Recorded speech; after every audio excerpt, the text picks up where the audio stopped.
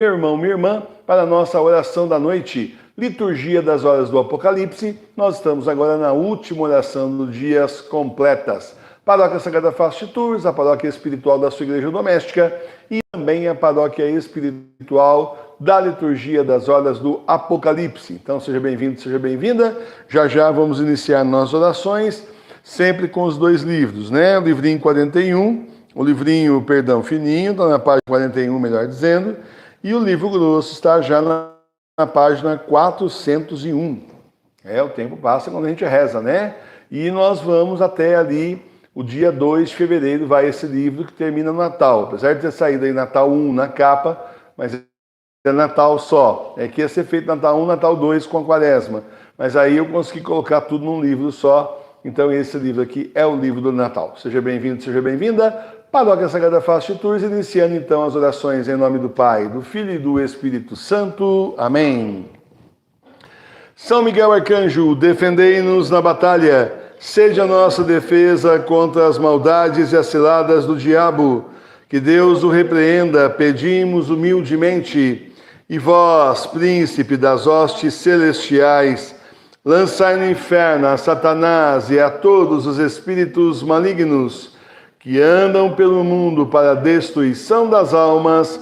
Amém. São Miguel, São Gabriel e São Rafael, combatei os demônios e inutilizai os seus esforços. Glória ao Pai, ao Filho e ao Espírito Santo. Como era no princípio, agora e sempre. Amém. Santo anjo do Senhor, meu zeloso guardador, porque a ti me confiou a piedade divina, sempre me rege, me guarda, me governa, me ilumina. Amém. Oração à Sagrada Face. Face adorável de meu Jesus, meu único amor, minha luz e minha vida, fazei que veja somente a vós, nada conheça fora de vós, vos ame unicamente e que, enfim, não viva a não ser convosco, de vós, por vós e para vós. Assim seja. Amém. Glória ao Pai, ao Filho e ao Espírito Santo. Como era no princípio, agora e sempre. Amém. Vinde, ó Deus, em meu auxílio, socorrei-me sem demora. Glória ao Pai, ao Filho e ao Espírito Santo. Como era no princípio, agora e sempre. Amém. Leitura breve da primeira carta de São Pedro, capítulo 5, versículos 8 a 9. Sede sóbrios e vigiai, porque o diabo, vosso adversário, anda ao redor de vós como um leão que ruge, buscando a quem possa devorar. Resisti-lhe fortes na fé. Tu, porém, Senhor, tem piedade de nós. Demos graças a Deus. A nossa proteção está no nome do Senhor, que fez o céu e a terra. Ao chegar o fim do dia, façamos um breve exame de consciência. Examinemos nossas culpas.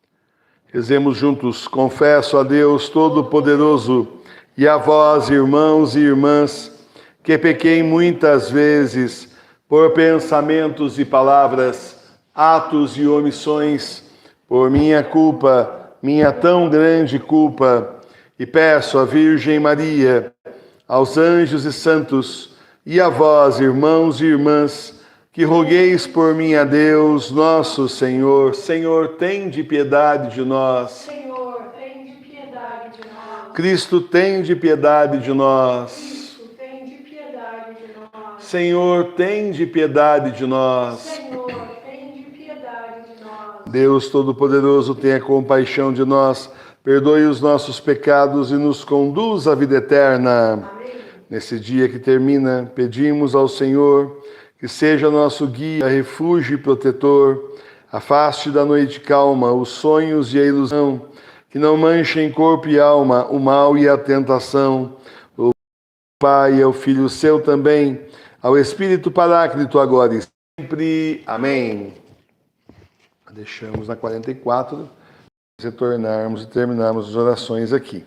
Agora vamos para o livrão na página 401, conforme tinha sido dito. Antífona, fazei votos ao Senhor e tratai de os cumprir. Salmo 75, versículos 11 a 13. O pensamento do homem se ocupará todo em te louvar, e a continuação desse pensamento te louvará como num dia de festa. Fazei votos ao Senhor vosso Deus, e tratai de os cumprir todos vós, os que rodeais seu altar, oferecendo-lhe presentes. Fazei votos ao que verdadeiramente é terrível, ao que tira a vida aos príncipes, e ao que é terrível aos reis da terra. Glória ao Pai, ao Filho e ao Espírito Santo. Como era no princípio, agora e sempre. Amém. Fazei votos ao Senhor e tratai de os cumprir. Meus irmãos e minhas irmãs, nosso pensamento precisa estar o dia todo no Senhor, tanto quanto possível. Estarmos sempre durante o dia pensando no Senhor, rezando, louvando, dando graças a Deus, também dando testemunhos das graças e obras que o Senhor realiza na nossa vida. Porque muitas vezes a gente assim vem, reza, tem aquele fervor todo na oração, né? E depois se esquece do Senhor. Mas o problema é que o Senhor não esquece da gente. 24 horas por dia Ele está conosco, se lembra de nós. Aí de nós, se Ele esquecer de nós, hein? Se Ele esquecer de nós, aí sim a gente está frito. Então, meus irmãos e minhas irmãs, não podemos esquecer do Senhor e, ao mesmo tempo, as promessas que nós fazemos ao Senhor são para serem cumpridas, tentar ao máximo realizá-las. Claro, você não vai fazer votos, promessas que você não pode cumprir. E se isso acontecer por engano, você de repente no desespero prometer uma coisa que você não pode cumprir, você vem conversar com o seu pároco lá no Telegram, @professor Emílio Pároco, a gente ver como é que resolve essa situação à luz do Espírito Santo. Às vezes você prometeu uma coisa que você não pode realizar. E aí então a gente tem aí que conversar com o Senhor, né? Consultar o Espírito Santo para ver como é que você vai resolver isso. Mas cumpra as promessas que você faz a Deus. Por isso, já prudência. Quando você vai fazer um voto, uma promessa, se eu conseguir tal coisa, isso que você está prometendo, é bom sempre você raciocinar antes, para não ser levado a pecar aí na hora do desespero e prometer coisas que depois você não vai poder cumprir. Então, muito cuidado com isso. O Senhor conhece seu coração, sabe até onde você pode ir. Agora, a pessoa promete uma coisa difícil, depois fica com preguiça de cumprir, também não vale, né? Tem que cumprir daí justamente os votos, as promessas que foram feitas a Deus. Então, nós precisamos pensar cada vez mais e mais e mais e mais no nosso Deus, nosso Senhor, nosso Pai que está no céu. E aí então, meus irmãos, dessa forma, com orações, com cânticos, dessa forma, lembrando do Senhor, lendo livros dos santos que falam do relacionamento deles com Deus, deles próprios, não muito biografia, mas autobiografia, livros que os santos escreveram, tantos escreveram livros, deixando-nos um caminho de santidade, dizendo, olha, é por aqui que eu sigo. Aí então, dando graças ao Senhor e honrando ao Senhor todo dia, com certeza o Senhor há de nos abençoar mais ainda e nos dar então aquilo que nós precisamos e a graça imensa e muito maior do que todas da nossa conversão, de cumprirmos a nossa missão e então estarmos juntos com o Senhor, aí do seu lado direito, no final desses tempos, que são os últimos, são os tempos do Apocalipse. Louvado seja o nosso Senhor Jesus Cristo. Leitura do livro do vamos lá de novo. Leitura da primeira carta de São Paulo aos Coríntios, capítulo 7, versículos 1 a 7. Pelo que pertence, porém, às coisas sobre as quais me escrevestes, digo que bom seria um homem não tocar mulher alguma. Mas, para evitar a fornicação, cada um tem a sua mulher e cada uma tem a seu marido. O marido cumpre o que deve à sua mulher e, da mesma maneira, também a mulher ao marido. A mulher não tem poder no seu corpo, mas tem-no o marido. E também da mesma sorte, o marido não tem poder no seu corpo, mas tem-no a mulher. Não vos priveis um ao outro, senão talvez de comum acordo por algum tempo, para vos aplicardes à oração, e de novo tornai a coabitar, para que não vos tente Satanás por vossa incontinência. Porém, eu digo-vos isso como consentimento e não como ordem, porque quero que todos vós sejais tais como eu mesmo. Porém, cada um tem de Deus seu próprio dom, uns, na verdade, deste modo e outros de outro. Palavra do Senhor, Graças a Deus, São Paulo não era casado, né? Por isso que ele fala que ele gostaria que todos fossem como ele, né? Que assim continuassem aí solteiros. Meus irmãos e minhas irmãs, a pessoa que é solteira, então seja aí no caso, vamos falar da Igreja Verdadeira, até o Papa Bento XVI, o sujeito resolveu ser padre, resolveu ser frade, né? A moça resolveu ser religiosa, né? Essas pessoas, elas têm, em tese, muito mais tempo do que nós para tomar conta das coisas de Deus, porque elas deveriam se aplicar às coisas de Deus. Infelizmente, na realidade, não foi assim que aconteceu, né? Nós vemos aí casos mesmo ali já no pontificado do Papa Bento XVI e antes, inclusive, né, o Papa João Paulo II, nós vemos que o pessoal do clero, religiosos e tal, foram cada vez mais se dedicando a si mesmas. Mas a ideia não é essa. A ideia era que eles e elas tivessem todo o tempo do mundo para se ofertar ao Senhor, para cuidar das coisas do Senhor e para cuidar dele próprio. Essa era a ideia. Porque é muito mais difícil uma pessoa que é casada. Eu vi uma reportagem certa vez de um padre anglicano, e lá os anglicanos podem se casar, né, com 2 filhos, e ele se converteu e resolveu vir para a Igreja Católica e na época ele foi aceito. Então você veja a situação, né? Não vamos discutir se podia, se não podia, vamos só avaliar a situação. Ele mesmo dizendo que era muito difícil ser casado, até ele tinha dado esse testemunho, se discute muito, o padre casado, o padre solteiro, não tem discussão porque os padres não podem casar. Mas modernamente a mídia sabe como é que é, né? E ele deu um testemunho muito bonito, dizendo assim, é muito difícil ser casado, porque o padre tem que dedicar a vida à paróquia, aos paroquianos, e a gente que tem família tem que dedicar também a vida à família, então fica muito difícil. Ele dizia que ficou muito dividido, era muito corrido para ele, né? Então, meus irmãos e minhas irmãs, né? Segundo São Paulo, ele recomenda que as pessoas que vão querer seguir a Deus mais de perto, a Jesus mais de perto, então não se casem, permaneçam em estado de virgindade, consagrem aí a sua vida ao Senhor, sejam elas ou sejam eles. Mas ele entende também que existem os 2 lados da moeda. Existem os 2 chamados de Deus. De um lado, o Senhor chama realmente algumas pessoas para entregarem a sua vida totalmente 100% a Deus. Do outro lado, o Senhor chama as pessoas para constituírem família. É a vocação. Vocação é chamado. Chama para uma coisa ou chama para outra. E aí, então, bom, as 2 vidas têm lá as suas dificuldades. Do mesmo jeito, tem grandes dificuldades, grandes desafios e etc. E ele, então, diz uma coisa muito interessante, que é preciso que você guarde bem isso. O seu corpo, você é casado, o seu corpo não pertence mais a você, pertence à sua esposa. Você é casada, então o corpo dele pertence a você, no sentido de que é tanto para guardar a castidade, um ser só para o outro, que absolutamente não se pode repartir com absolutamente mais ninguém, porque formam uma só carne. Então é muito bonito a teologia de São Paulo aqui dessa passagem. Aliás, São Paulo é um teólogo, né? Ele está sempre ali nos ensinando dessa forma teológica, através das cartas, ensinando lá as antigas comunidades e agora nós. Então é justamente isso. Ele diz, olha, isso não é uma ordem, é uma sugestão. Eu estou dizendo que vocês podem se casar. E aqueles que perceberem que realmente não tem como, vão se casar mesmo, então se casem. E se vão, assim, guardar continência, né, por alguma questão, por exemplo, de um tempo de oração, que não se separem por muito tempo, para que o Satanás não fique tentando. Nós lembramos aqui a vida de um santo, que ele e a esposa, de comum acordo, se separaram, né? De corpos, a separação de corpos, cada um foi tentar levar, ele foi tentar levar uma vida religiosa. E depois, um dia, visitando-a, ele fraquejou, aí ele ficou muito mal, né? E aí resolveu, inclusive, fazer uma peregrinação à Terra Santa para expiar os pecados, porque ele tinha prometido a Deus que ele não ia mais tocar na mulher dele. E eles tinham concordado, o casal tinha concordado entre si. Também não há possibilidade nenhuma de ter uma atitude dessa se não houver concordância. É preciso haver concordância, né? E cada um sabe, como se diz, onde o sapato aperta.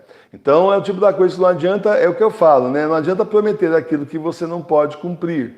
Não adianta prometer, não, tudo bem, eu e minha esposa decidimos firmemente que nós nunca mais, né, vamos nos aproximar, e aí não aguenta, quer dizer, decide, promete ao Senhor aquilo que não pode, aí está ferindo ao Senhor, seria melhor que não prometesse. O Senhor diz isso lá justamente no livro do Deuteronômio, que a pessoa não é obrigada a prometer absolutamente nada, mas uma vez que ela prometeu, ela vai ter que cumprir. Isso daí. Então, ninguém obrigou a pessoa a prometer nada, mas já que ela prometeu a Deus, então agora ela tem que cumprir a promessa, o voto que ela fez, tá certo? Então é isso, para aqueles que já são aí, né, mais velhos e tal, né, saber, né, que já são casados e tal, saber justamente tudo isso é bom, conforta a alma e mostra que a igreja, apesar de que tem a mídia, faz, né, sataniza aí o relacionamento marido e mulher, não é bem assim, né? Não é nada disso que as escrituras estão nos dizendo, né? E para aqueles que são jovens, realmente rezarem muito, pedirem muito ao Senhor que mostre o caminho, o que Ele realmente quer de vocês, para que vocês não tomem uma atitude impensada errada. E a atitude impensada pode ser duas. De repente a pessoa tem uma vocação, um chamado para a vida religiosa, mas fica meio na dúvida e acaba se casando, não dá certo, né? E a segunda forma que não dá certo é exatamente quando a pessoa resolve casar, mas casa com qualquer um ou com qualquer uma. Daí é fria, daí era melhor ter ficado sozinho, né? Então, é isso. Pensemos em tudo isso que o apóstolo São Paulo nos ensina hoje. Entendamos o casamento é para ser uma bênção, é para que o esposo e a esposa, cada um dos dois, então colaborem com a santificação do outro. Cada um é responsável também pela santificação do outro. E que bom se a pessoa que está com você já está na igreja verdadeira, não está aí na igreja falsa, né? Mas se ainda está na igreja falsa, bom, vá dando você o exemplo de santidade para essa pessoa. Claro, você sabe, sempre obedecer primeiro a Deus, depois aos homens, mesmo que seja o marido, mesmo que seja a esposa, primeiro a gente obedece a Deus.